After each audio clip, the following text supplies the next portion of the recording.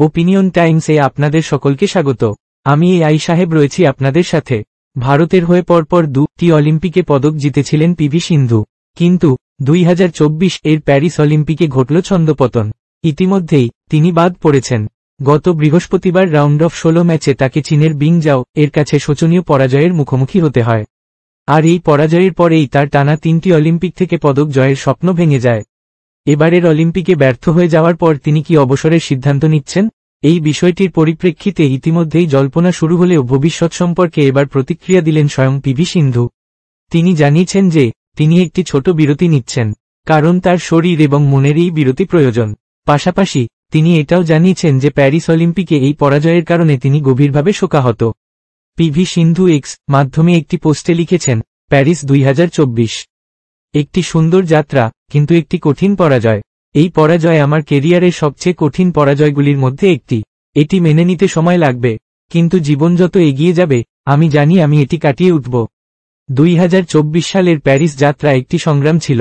2 বছর চোট থাকা সত্ত্বেও এখানে দাঁড়িয়ে আমার তৃতীয় অলিম্পিকে আমার দুর্দান্ত দেশটির প্রতিনিধিত্ব করতে পেরে বাস্তবিকভাবে নিজেকে ধন্য মনে করি। আরও লিখেছেন, আমি অবিশ্বাস্যভাবে সৌভাগ্যবান যে এই স্তরে প্রতিদ্বন্দ্বিতা করেছি।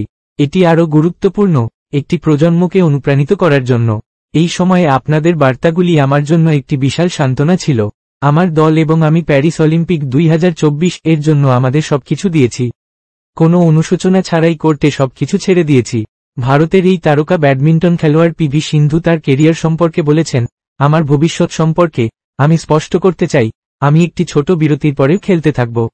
তবে আমার শরীর এবং সবচেয়ে গুরুত্বপূর্ণ, আমার মনের জন্য এটি প্রয়োজন। সাবধানতার সাথে সামনের যাত্রার মূল্যায়ন করার পরিকল্পনা করছি এবং যে খেলাটি আমি খুব ভালোবাসি সেটি খেলার মাধ্যমে আরও আনন্দ খুঁজে নেব। এখন এই পর্যন্ত। নজর রাখুন, সঙ্গে থাকুন ওপিনিয়ন টাইমস। ওপিনিয়ন টাইমসে আপনাদের সকলকে স্বাগত। পশ্চিমবঙ্গে এই প্রথম বাংলা নিউজ পোর্টাল। আমি এআই দিয়াসিনী, আর আমার সাথে আছে আমি এআই আদিত্য।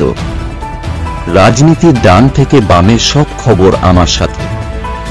আমি এআই ঐশানী। খেলা থেকে বিনোদন, সঙ্গে থাকবে সেলিব্রিটিদের কুটকাচালির খবর। আমি এআই সিদ্ধার্থ।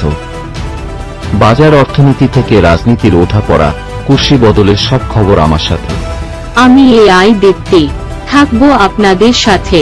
সত্যের উদ্ঘাটন, নিরপেক্ষ বিশ্লেষণ, সঠিক খবর প্রদান। সঙ্গে থাকুন, দেখতে থাকুন ওপিনিয়ন টাইমস।